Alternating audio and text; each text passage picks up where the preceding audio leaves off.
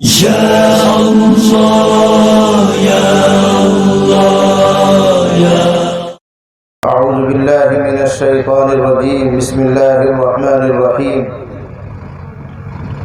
يا أيها الذين آمنوا قوا أنفسكم وأهليكم نارا وقودها الناس والحجارة أعدت للكافرين.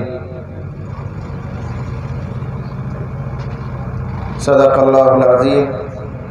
وقال النبی صلی اللہ علیہ وسلم لا يؤمن احدكم حتى يكون هواه تبعا لما جئت به او كما قال صلی اللہ علیہ وسلم. بزرگوں اور بھائیوں، ابھی مغرب کے بعد میں نے اور آپ نے بہت ہی مفید اور قیمتی باتیں سماعت کی ہیں. اگر کوئی آدمی دل پر لینے والا ہو، سمجھنے والا ہو، تو نصیحت کے لیے تو وہی باتیں کافی ہیں. دین کی باتیں سب اہم ہوتی ہیں، سب بڑی ہوتی ہیں. اس سے کوئی فرق نہیں پڑتا ہے کہ بڑا آدمی بات کر رہا ہے یا چھوٹا آدمی بات کر رہا ہے، بلکہ یہ دیکھنا چاہیے کہ بات کیا کہی گئی ہے. یہ نہ دیکھو کہ کون کہہ رہا ہے. دین کی اگر کوئی بات حضرت جی مولانا سعد صاحب کہیں تو بھی وہ دین کی بات ہے، اور مسجد کا امام صاحب میاں جی کہیں تو بھی وہ دین کی بات ہے. دونوں اہم ہیں، دونوں کی نسبت میں کوئی فرق نہیں ہے، اس لیے کہ یہ دونوں تو ناقل ہیں، نقل کرنے والے ہیں. بات تو اللہ کی ہے، چاہے میرے منہ سے نکلے یا کسی اور کے منہ سے نکلے. بات کی اہمیت ہے کہ بات وہ اللہ کی ہے، بات وہ قرآن اور حدیث کی ہے. اس لیے کبھی یہ ذہن نہیں بنانا چاہیے کہ چھوٹے مولانا بات کر کے گئے، اب بڑے مولانا صاحب آئیں گے، بھائی اس کو اہمیت سے سنیں گے. نہیں، سب اہمیت سے لینے کی. اور دوسری بات مجھے یہ عرض کرنی ہے، چونکہ میرے بعد بھی میوات کے ایک عظیم الشان عالم دین ہیں، ان کا بھی وعظ ہونا ہے. اس لیے میں ان کی آمد تک صرف بات کر رہا ہوں. ان کو آنے میں 10 15 20 منٹ لگ رہی ہیں. اتنی دیر میں اپنے لیے اور آپ کے لیے کچھ ضروری باتیں عرض کر رہا ہوں. اللہ تعالیٰ مجھے اور آپ کو عمل کی سعادت اور توفیق عطا فرمائے.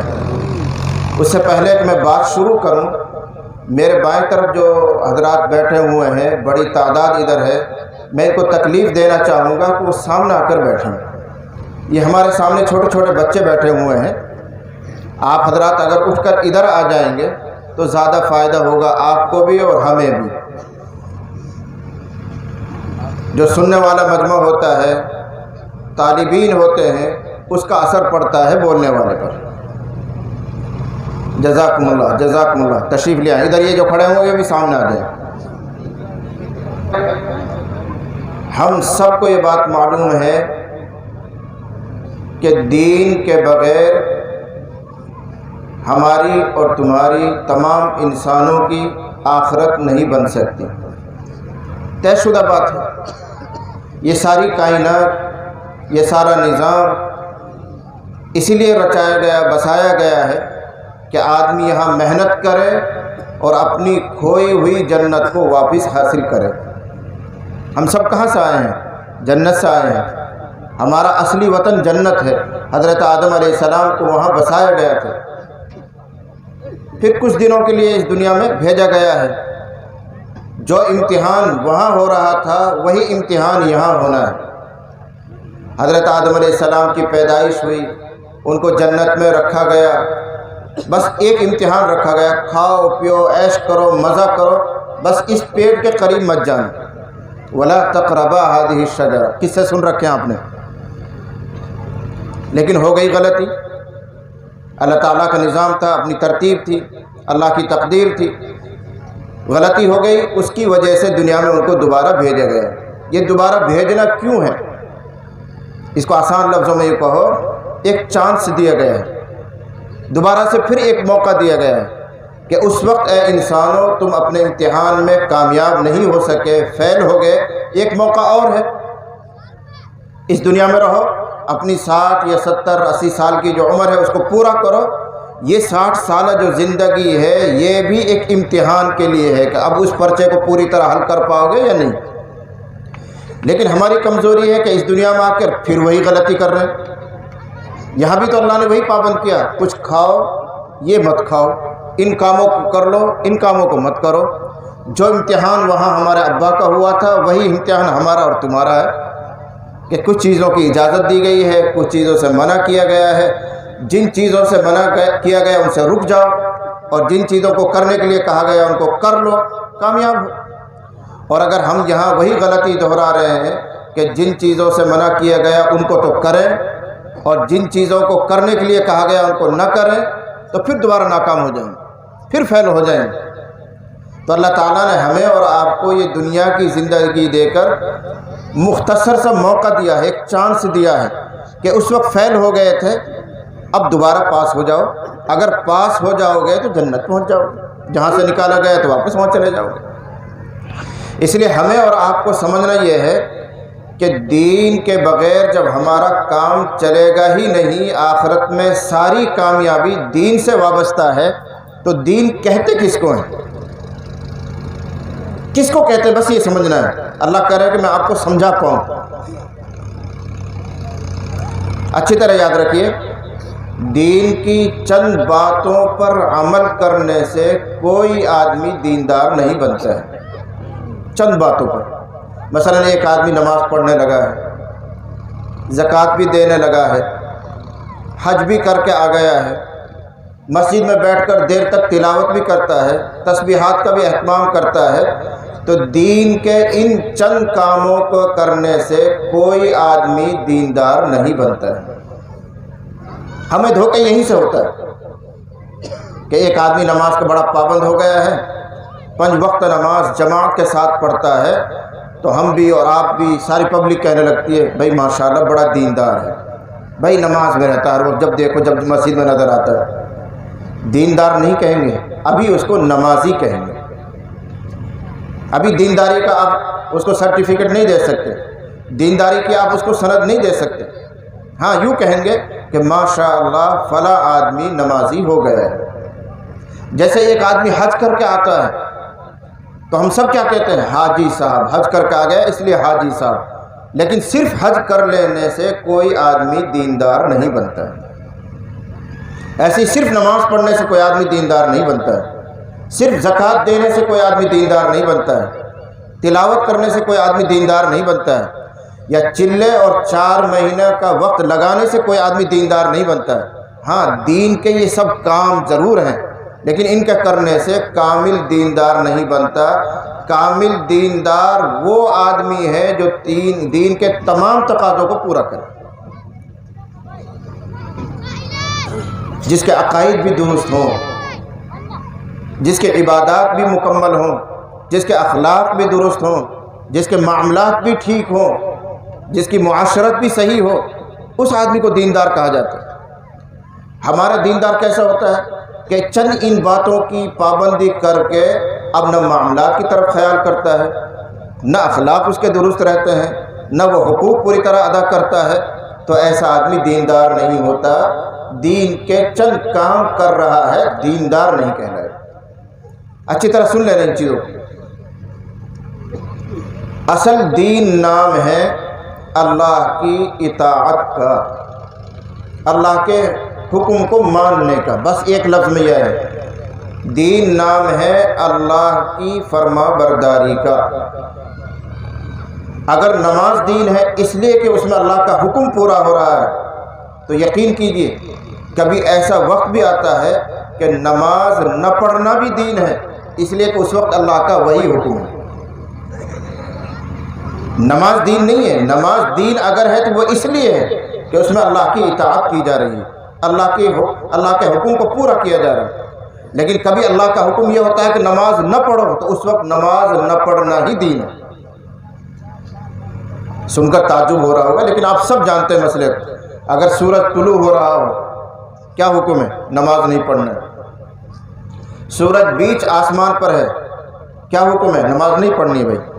سورج ڈوب رہا ہے، کیا حکم ہے شریعت کا؟ نماز نہیں پڑھیں گے۔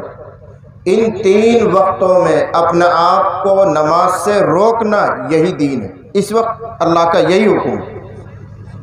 یہ ٹائم گزر جائے اب آپ نماز پڑھیے، تو اب نماز پڑھنا دین ہے۔ اس لیے اس وقت اللہ کا حکم یہ ہے نماز پڑھو، اس وقت اللہ کا حکم یہ ہے کہ نماز نہ پڑھو۔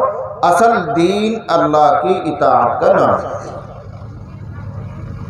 یہی مسئلہ روزے کا ہے۔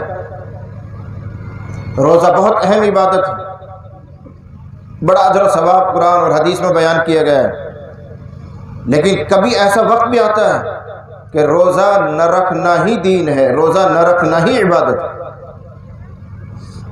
5 دن تو مشہور ہیں، عید کا دن ہے، بقرہ عید کے دن ہے، اس کے بعد 3 دن اور ہیں، یہ مشہور ہے۔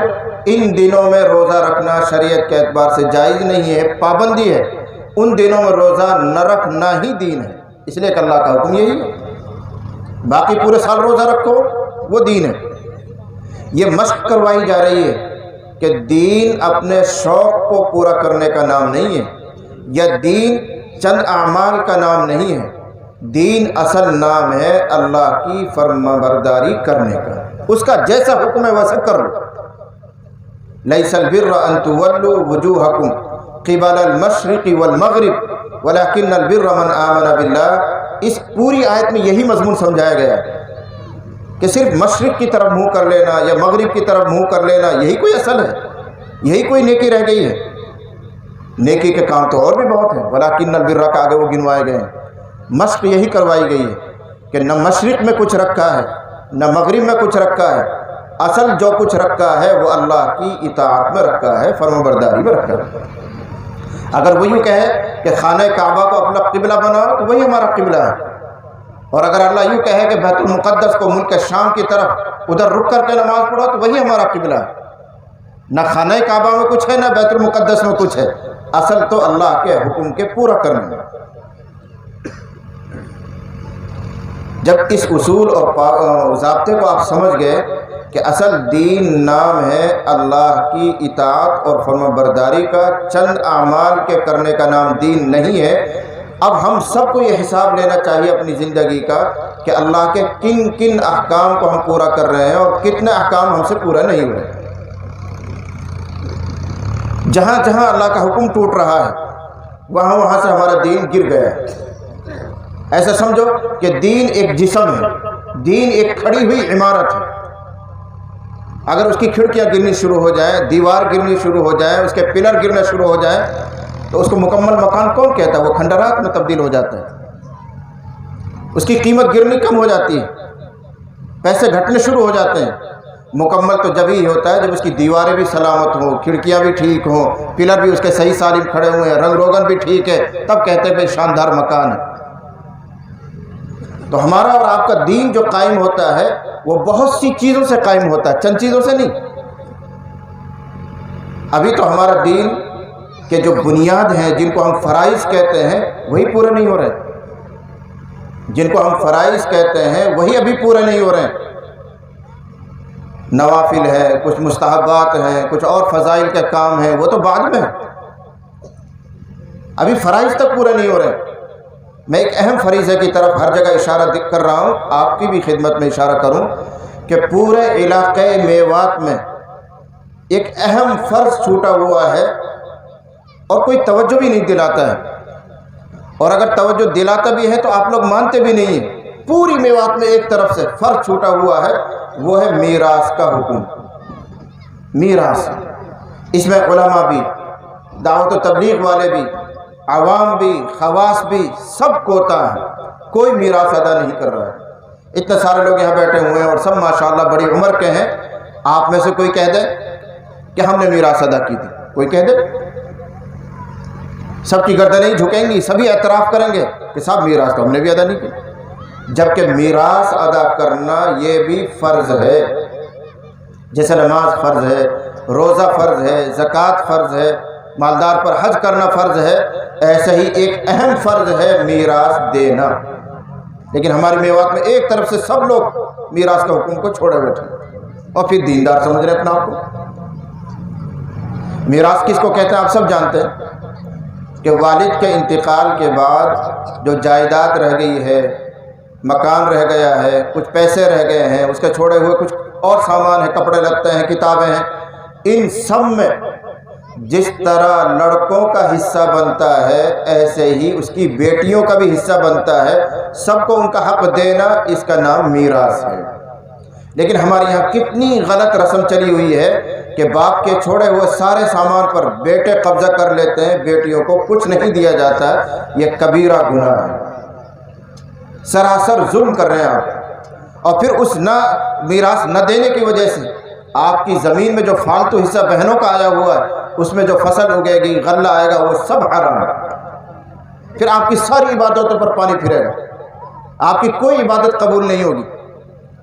آپ 80 سال تک تہجد پڑھ رہے ہیں، 70 سال سے آپ جماعتوں میں گھوم رہے ہیں، خوب ریاضتیں کر رہے ہیں، لیکن اللہ کی قسم اگر آپ کی روزی، آپ کا لقمہ حرام کا ہے تو پوچھو علماء سے، آپ کی کوئی عبادت قبول نہیں ہوگی۔ اللہ تعالیٰ انہی کی عبادت قبول کرتا ہے جو احتیاط والی زندگی گزارتے ہیں، جو حلال کا اہتمام کرتے ہیں۔ جو حرام کھاتے ہوں اللہ ان کی عبادت قبول نہیں کرتا۔ تو ایک طرف آپ چلے لگا رہے ہیں، 4 مہینے لگا رہے ہیں، اور گشت میں بیٹھ رہے ہیں، مدارس کے پروگراموں میں آ رہے ہیں، دین کی باتیں سن رہے ہیں، پھر اس پر کیوں نہیں آتے کہ اللہ کا کیا فرض ہے؟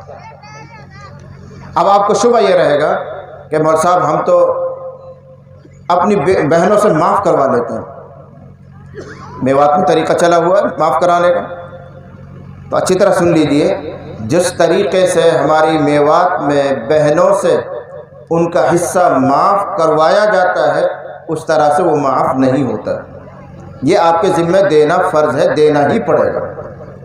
کیسے معاف کرواتے ہیں آپ؟ تحصیل میں پہنچ کر رجسٹری بھائیوں کے نام ہو گئی، بیٹوں کے نام چڑھ گئی، اب بہنوں کو بلائیں گے کہ ہم اپنے نام کروا رہے ہیں، باہر تمنا لینے ہو تو لے لے، نہیں تو معاف کر دو۔ یہی تو ہوتا ہے،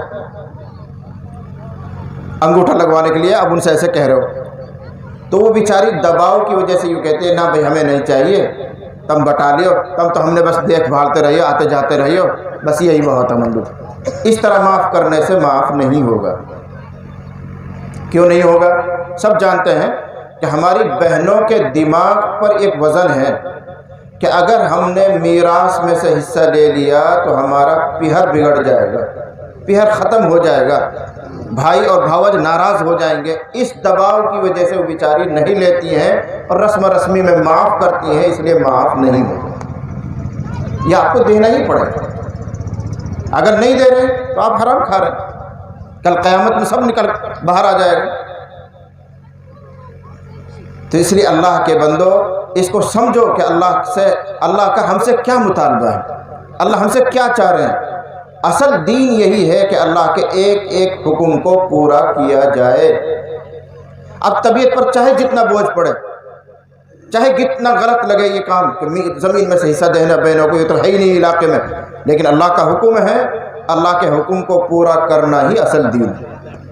اب چاہے بیوی ناراض ہو یا رشتہ دار ناراض ہو یا خود اپنی اولاد ناراض ہو، کوئی بھی ناراض ہو، اللہ کا حکم پورا کرنا ہمارے ذمہ فرض ہے۔ اس کو پورا کرو، ورنہ آپ دیندار نہیں، کوتاہی میں ہے، دھوکے میں ہے۔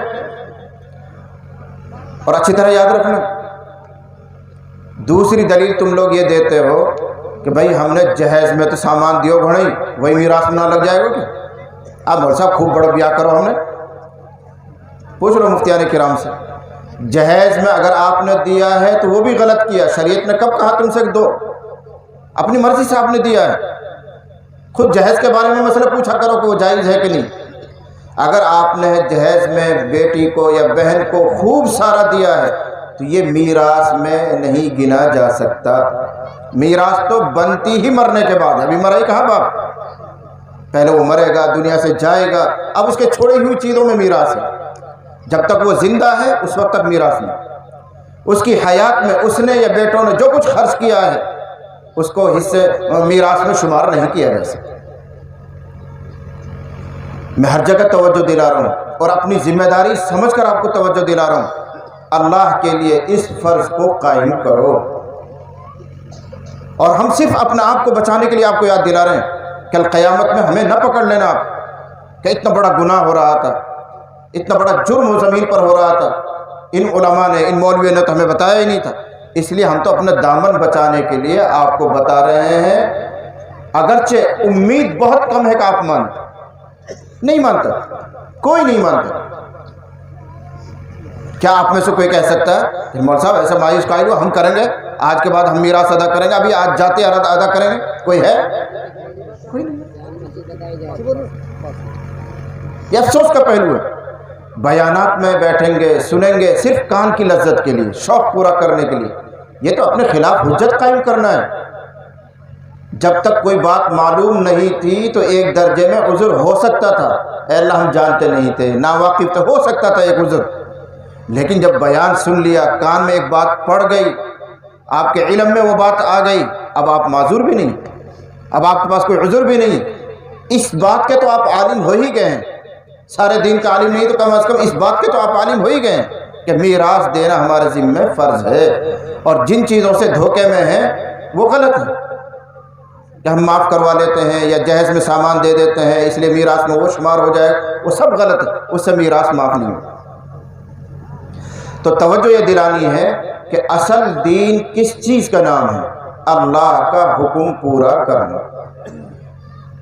اب چاہے وہ ہماری طبیعت کے خلاف پڑے یا موافق پڑے، گوارا ہو ناگوارا ہو، اصل تو اطاعت کرنا۔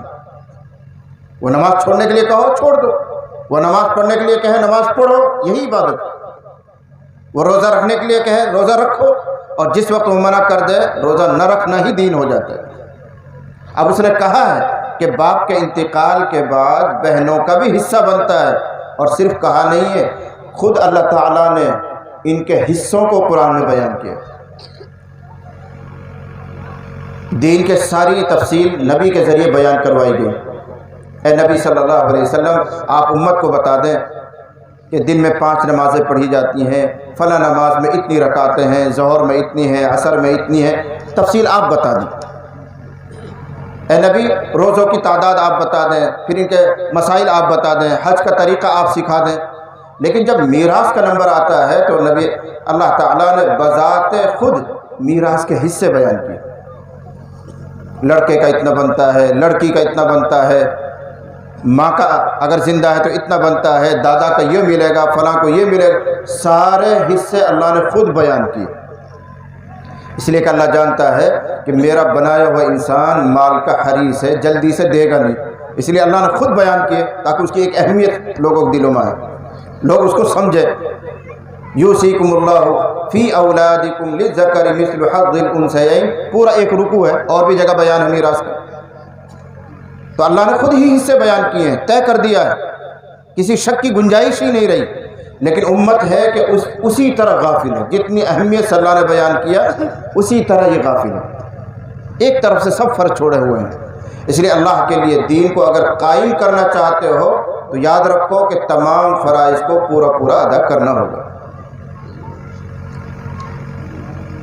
مولانا تو نہیں ہے؟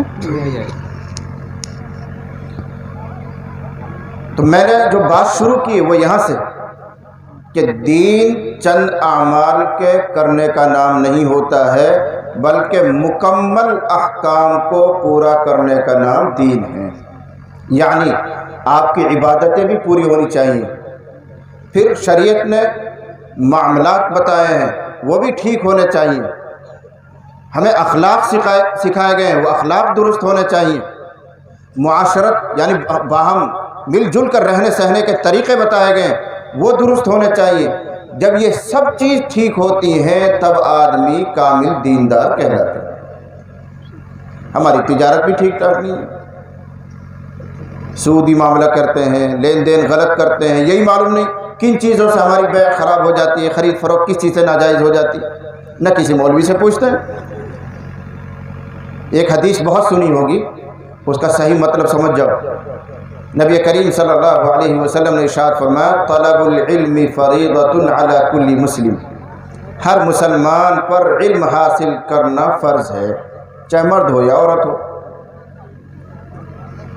جب یہ حدیث پڑھی جاتی ہے، سنی جاتی ہے، تو دماغ یہ کام کرتا ہے کہ نبی شاید یہ فرما رہے ہیں کہ ہر آدمی کا عالم بننا ضروری ہے۔ نہیں، یہ مطلب نہیں ہے اس کا۔ طلب العلم فریضۃ، علم حاصل کرنا فرض ہے۔ اس کا یہ مطلب نہیں کہ ہر ایک کا مولوی بننا فرض ہے، یا ہر ایک کا مفتی بننا فرض ہے، یا ہر ایک کا قاری اور حافظ بننا فرض ہے، یہ مطلب بالکل نہیں ہے۔ بلکہ اس کا مطلب یہ ہے کہ زندگی میں جس مرحلے پر تم پہنچ رہے ہو اس مرحلے کے تعلق سے دین کی معلومات حاصل کرنا فرض ہے۔ میں اس کو اس طرح سمجھایا کرتا ہوں کہ ایک بچہ بھی نابالغ ہے، وہ شریعت کے اعتبار سے مکلف نہیں، اس کے ذمہ کوئی حکم فرض نہیں، وہ بالغ ہو گیا، بالغ ہوتے ہی اس پر نماز فرض ہوئی۔ اب اس کو نماز کے بارے میں معلومات حاصل کرنا، نماز سیکھنا، نماز کن چیزوں سے صحیح ہوتی ہے وہ بات معلوم کرنا، کن چیزوں سے خراب ہوتی ہے وہ بات معلوم کرنا، یہ فرض ہو گیا۔ اب تھوڑا اور بڑا ہوا، کاروبار میں لگا، مالدار ہو گیا، پیسہ ہاتھ میں آ گیا، اب زکوٰۃ کے مسائل سیکھنا، کتنے مال پر فرض ہوتی ہے، زکوٰۃ کس طرح دی جاتی ہے، کہاں کہاں خرچ کی جاتی ہے، یہ موٹی موٹی معلومات اس کو حاصل کرنا فرض ہے۔ اب شادی کر رہا ہے، شادی کرتے ہی اب یہ معلومات کرنا کہ نکاح صحیح کن چیزوں سے ہوتا ہے، کن چیزوں سے ٹوٹ جاتا ہے، یا میاں بیوی کے کیا حقوق ہوتے ہیں، ان سب کی موٹی موٹی معلومات حاصل کرنا اب اس کے ذمہ فرض ہو گئے۔ یہ ہے دین کا صحیح علم۔ جس مرحلے پر آدمی پہنچ رہا ہے اور جن چیزوں کا وہ مکلف ہوتا جا رہا ہے، ذمہ دار ہوتا جا رہا ہے، اس کے تعلق سے دین کی معلومات حاصل کرنا ہر مسلمان پر فرض ہے۔ اب فرض پورا کرنے کے طریقے الگ ہیں۔ ایک طریقہ یہ بھی ہے کہ آپ چلوں میں چلے جائیں، 4 مہینوں میں چلے جائیں، وہاں رہ کر دین کی بات سنیں گے، سمجھیں گے، کسی مولوی سے پوچھیں گے، بہت سے علم حاصل ہو جائے گا، آپ کو علم حاصل کر رہے ہیں، فرض پورا ہو رہا ہے۔ دوسرا طریقہ یہ ہے کہ کسی مدرسے میں چلے جائیں۔ تیسرا طریقہ یہ ہے کہ اپنے گھر پر رہیں لیکن کسی عالم دین کے رابطے میں رہیں، جب ضرورت پڑی تبھی رجوع کیا کہ اب یہ ضرورت پڑ رہی ہے، اب ہمارے گھر میں یہ مسئلہ پیش آیا ہے، اس سلسلے میں شریعت کے کیا رہنمائی ہے، یہ سب طریقے کیا ہیں اسی فرض کی ادائیگی کے۔ تو اپنے آپ کو اگر دیندار بنانا ہے تو اللہ تعالیٰ کے تمام احکام کا لحاظ کیجیے۔ ایک نصیحت تو یہ ملتی ہے ان آیات سے، اور دوسری نصیحت یہ ملتی ہے کہ اگر کوئی آدمی ذاتی طور پر یا کوئی جماعت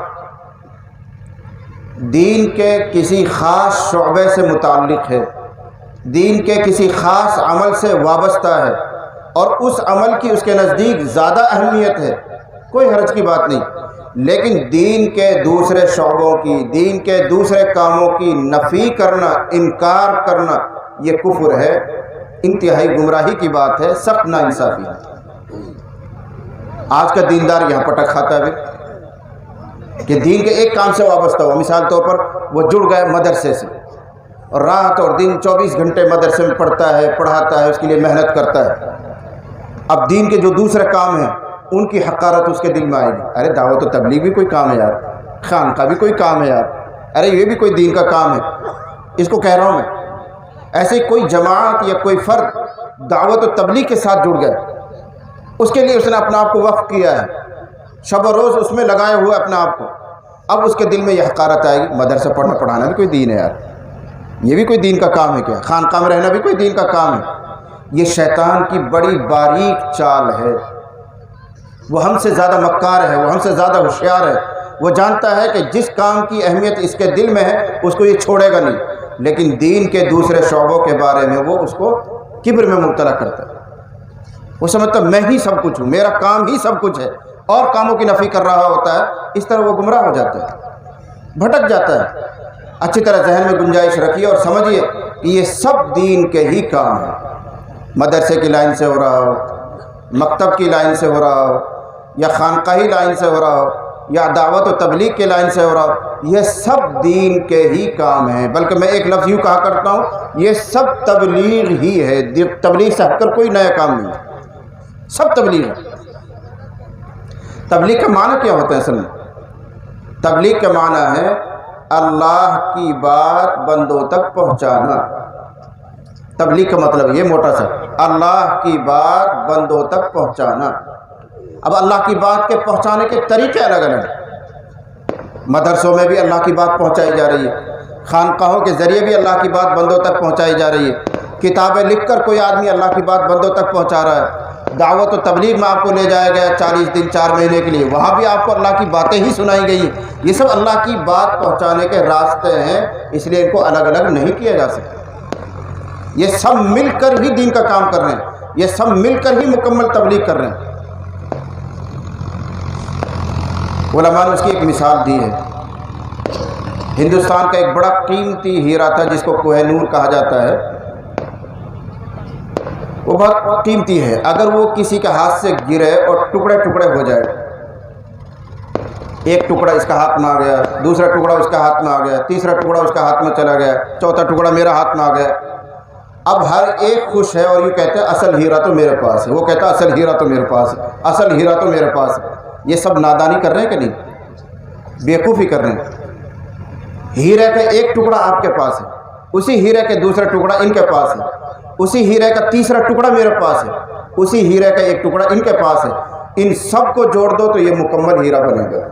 بالکل اسی طرح دین کے شعبے بن گئے ہیں، ایک مدرسے کا کام ہے، ایک دعوت و تبلیغ کا کام ہے، ایک خانقاہ کا کام ہے، ایک فلاں کام ہے، ایک فلاں کام ہے، ان سب کو جوڑ دو تو مکمل دین ہوتا ہے۔ الگ الگ کر دیے تو ایک ایک ٹکڑا ہے، اب ایک ایک ٹکڑا لے کر آدمی مگن ہو گیا، اصل کام میں کر رہا ہوں، اصل دین کی خدمت میں کر رہا ہوں۔ یہ سب حماقت ہے، شیطانی وسوسہ ہے، آپ کو گمراہ کرنے کی چال۔ اس لیے شیطان کا شکار نہ بنیے اور حقیقت کو پہچانیے، ان سب کے معاون بنیے، مددگار بنیے۔ مدرسوں کا بھی تعاون کیجیے، دعوت و تبلیغ والوں کو بھی ساتھ دیجیے، خانقاہ والوں سے بھی جڑیے۔ یہ کوئی الگ چیز نہیں ہے، سب ایک ہی چیز ہے، طریقے الگ ہیں۔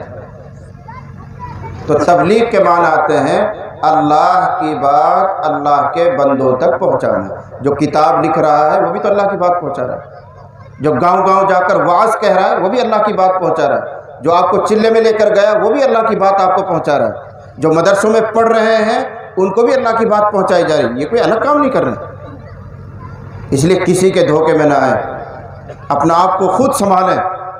بہکانے والے بہت ہوں گے، دھکے مارنے والے بہت ہوں گے آپ کو، لیکن سنبھلنا خود ہی پڑے گا۔ اتنا شعور تو آپ میں خود ہونا چاہیے کہ اس چیز کو پہچانیں کہ کیا حق ہے، کیا غلط ہے، کیا سچ ہے، کیا جھوٹ ہے۔ اتنا بھی تابع نہیں ہونا چاہیے کہ جو کچھ تمہیں کوئی پڑھا دے بس اس کو پڑھ کر چل پڑے۔ اللہ نے سب کو عقل دی ہے، شعور دیا ہے۔ جب معلوم ہے کہ مدرسے میں قرآن پڑھایا جاتا ہے تو یہ دین سے باہر کیوں ہو جائیں؟ مدرسہ کیا چیز ہوتی ہے؟ میں یوں کہا کرتا ہوں کہ مدرسہ انسان بنانے کی فیکٹری ہے۔ بچہ پیدا ہم نے کیا، آپ نے کیا، اب اس کو صحیح معنی میں انسانیت سکھانا، انسان بنانا، یہ مدرسوں میں ہوتا ہے۔ اس کو ڈھالا جاتا ہے، سنوارا جاتا ہے، مہذب کیا جاتا ہے، اس کو صحیح انسان کیسا ہونا چاہیے یہ تعلیم اس کو دی جاتی ہے۔ آپ کا تو صرف اتنا کام ہے کہ اپنے بیٹوں کو، اپنے بچوں کو، پوتوں کو، نواسوں کو ان مدرسوں کی گود میں ڈال دو، اللہ کی قسم سب ہیرے بن کر نکلیں گے۔ انہی بچوں میں شیخ الاسلام ہوئے ہیں، انہی بچوں میں سے شیخ الہند ہوئے ہیں، انہی میں سے مفسر قرآن ہوئے ہیں، انہی میں سے محدث پیدا ہوئے ہیں۔ آسمان سے تھوڑی ٹپکتے تھے، آج بھی انہی میں سے پیدا ہوں گے۔ بس آپ کا اتنا کام ہے کہ ہر مدرسے کو محبت کی نگاہ سے دیکھو، دل سے محبت کرو، وہاں کام کرنے والوں کی عظمت کو پہچانو، ان کے وقار کا لحاظ کرو اور اپنے بچوں کو ان مدرسوں کے حوالے کرو۔ انشاءاللہ یہ بچے آپ کے لیے آخرت کی کھیتی ثابت ہوں گے۔ جب آپ دنیا سے جا چکے ہوں گے، ایک ایک نیکی کے آپ ضرورت مند ہوں گے۔ ڈوبتے آدمی کو تنکے کا سہارا ہوتا ہے، اس وقت یہ بچے آپ کے کام آئیں گے کہ ان کی تربیت ہو گئی ہوگی اور یہ جو کچھ دین پر عمل کر رہے ہوں گے اس کا آٹومیٹکلی اجر و ثواب آپ کو پہنچے گا۔ نبی کریم صلی اللہ علیہ وسلم نے ارشاد فرمایا ہے جب انسان مرتا ہے تو اس کا عمل بند ہو جاتا ہے، سلسلہ ٹوٹ جاتا ہے، اب کوئی عمل نہیں کر پائے گا۔ نہ نماز ہے، نہ روزہ ہے، نہ زکوٰۃ ہے، نہ چلے ہے، نہ 4 مہینے، کچھ نہیں، مری گیا تو اب کرے گا کیا؟ لیکن 3 کام ایسے ہیں جن کا اجر و ثواب مرنے کے بعد بھی آدمی کو ملتا رہتا ہے۔ 3 کام ایسے بہت مختصر وقت میں تینوں کاموں کو تھوڑا تھوڑا سا سنا دوں. صاحب آگے اچھا بس یہ حدیث پوری کر دیں گے. نبی نے ارشاد فرمایا جب آدمی کو موت آ جاتی ہے تو عمل کا سلسلہ بند، اب وہ کوئی عمل نہیں کر پائے گا. البتہ 3 کام ایسے ہیں جن کا اجر و ثواب مرنے کے بعد بھی آدمی کو ملتا رہتا ہے. نمبر 1 صدقہ جاریہ.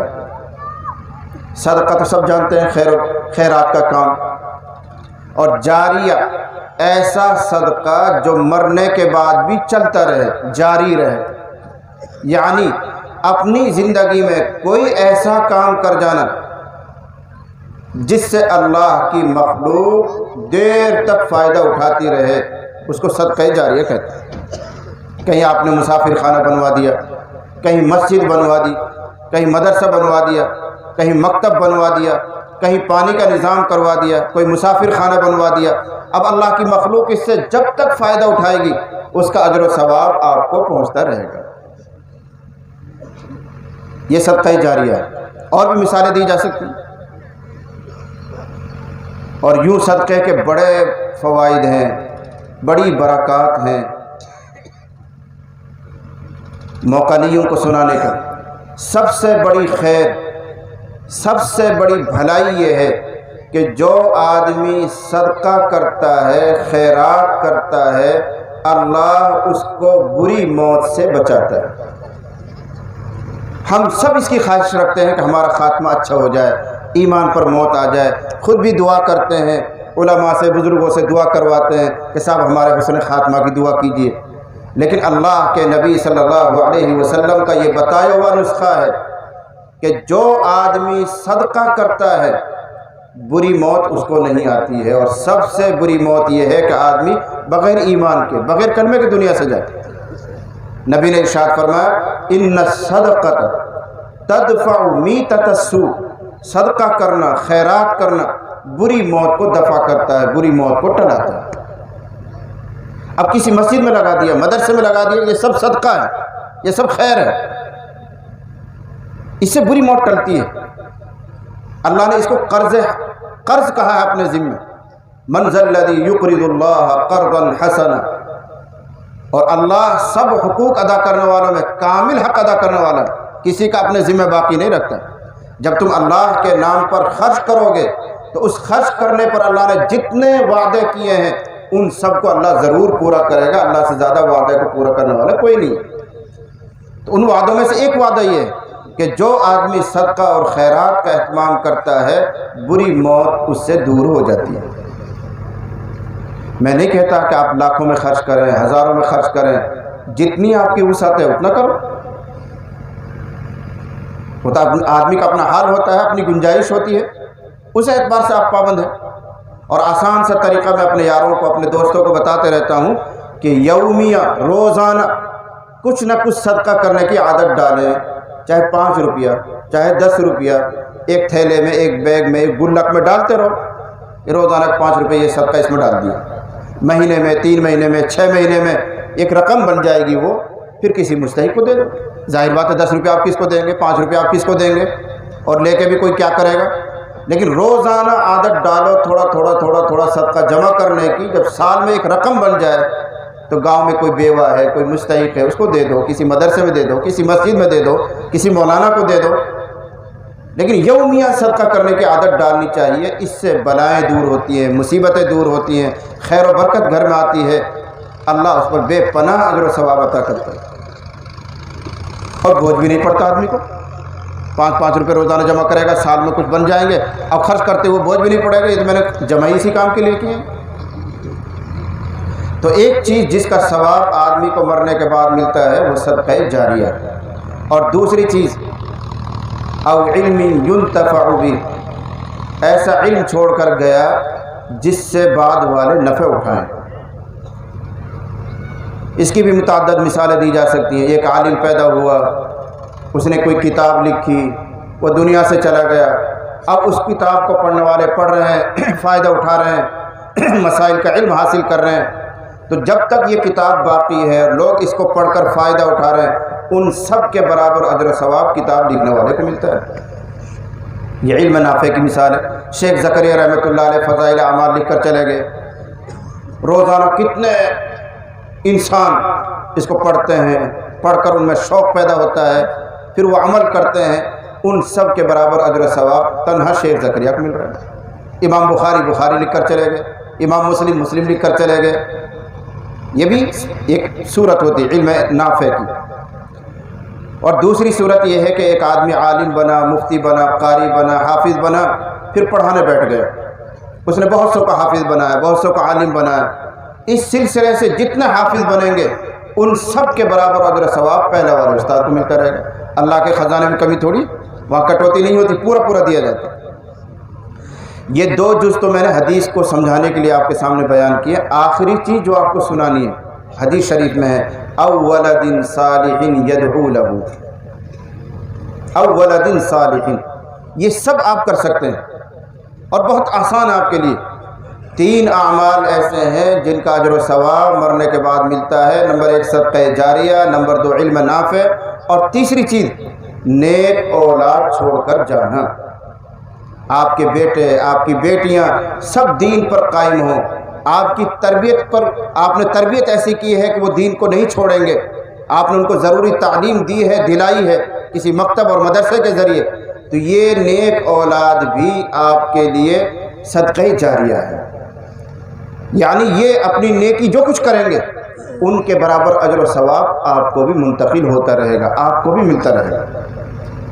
اور اگر خدا نخواستہ ان بچوں کی تربیت آپ نے نہیں کی ہے، ان کو دینی تعلیم سے آراستہ آپ نے نہیں کیا ہے، ان کو اسلام نہیں سکھایا ہے، اور آپ کے دھیان نہ دینے کی وجہ سے وہ گمراہ ہو گئے ہیں، غلط راہ پر پڑ گئے ہیں، تو اللہ کی قسم کل قیامت میں آپ اپنی ذاتی نیکی سے اپنا دامن جہنم سے نہیں بچا پائیں۔ کہ صاحب میں تو خود بہت دیندار تھا، چلے 4 مہینے میں نے بہت لگائے ہیں، خوب نماز پڑھتا تھا، زکوٰۃ بھی دیتا تھا، لیکن آپ نے اپنے بچوں کی تربیت نہیں کی، ان کو دین پر قائم نہیں کیا، ان کو مسلمان رکھنے کی کوئی فکر آپ نے نہیں کی، تو آپ کی ذاتی نیکی سے آپ نجات نہیں پائیں گے جب تک اپنی اولاد کی فکر آپ نہ کریں۔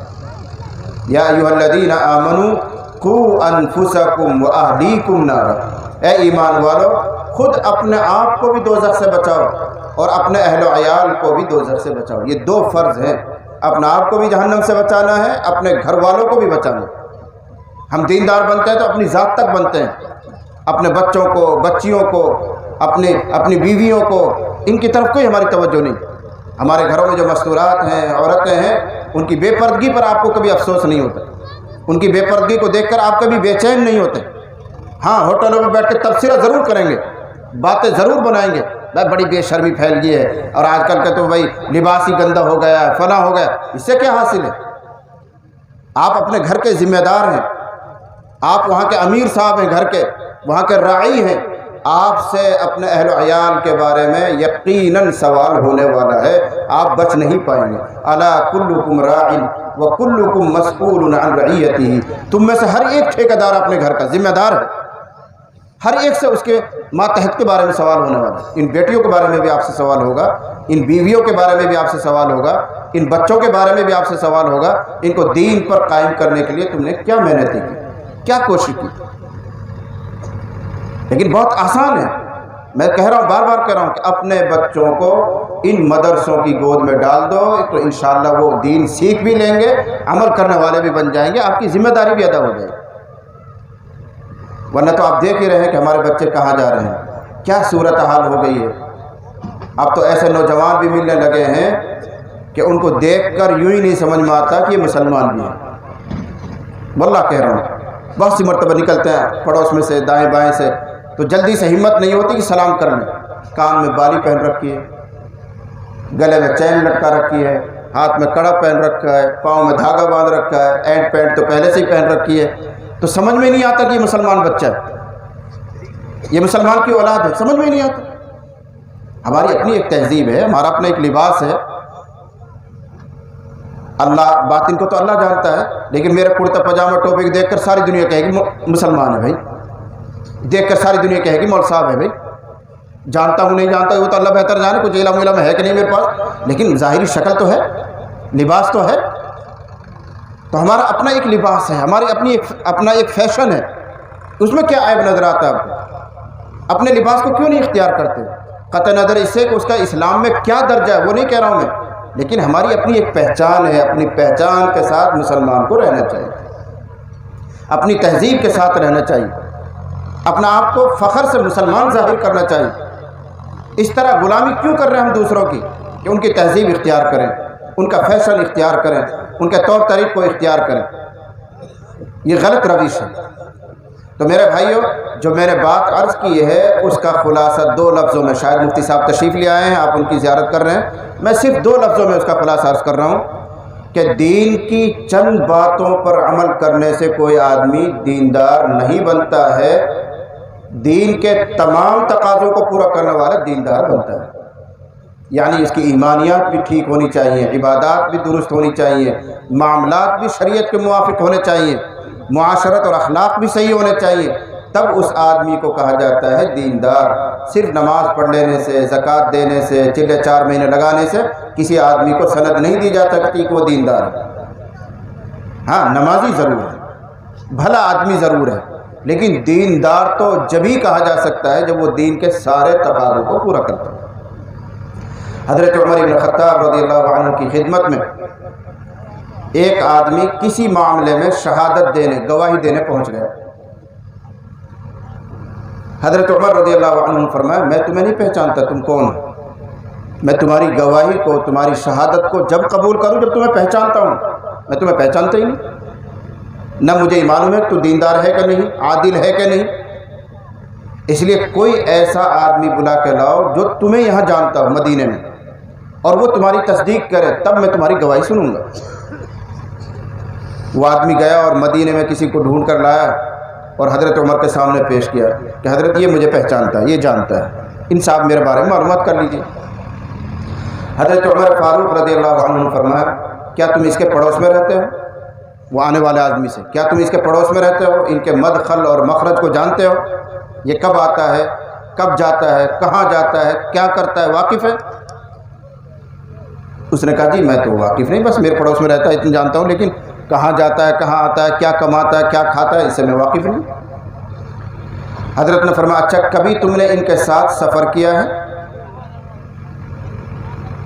جس سے آدمی کے اخلاق کا اندازہ ہوتا ہے؟ اس نے کہا جی کبھی اتفاق نہیں ہو سفر میں جانے کا بھی۔ حضرت نے فرمایا کبھی تم نے لین دین کیے اس کے ساتھ، کچھ بیچا ہو، کچھ خریدا ہو، کبھی ادھار لینا دینا ہوا، کوئی معاملہ ہوا؟ ان کا جی نہیں، معاملات سے آدمی کے دیانت کا اندازہ ہوتا ہے۔ ان کا جی میں نے تو نہیں کیا کبھی۔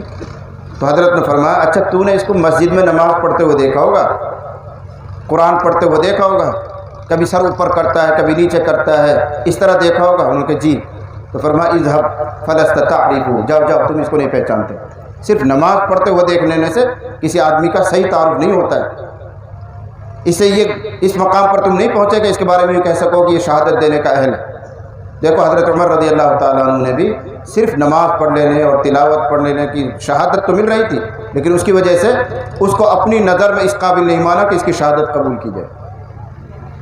ہاں کوئی گواہی دیتا کہ میں نے معاملات کیے تو معاملات بھی ٹھیک ہے، میں نے ان کے ساتھ سفر کیا، ان کے اخلاق بھی درست ہیں، تو حضرت عمر رضی اللہ تعالیٰ عنہ ان کی شہادت کو قبول کرتے۔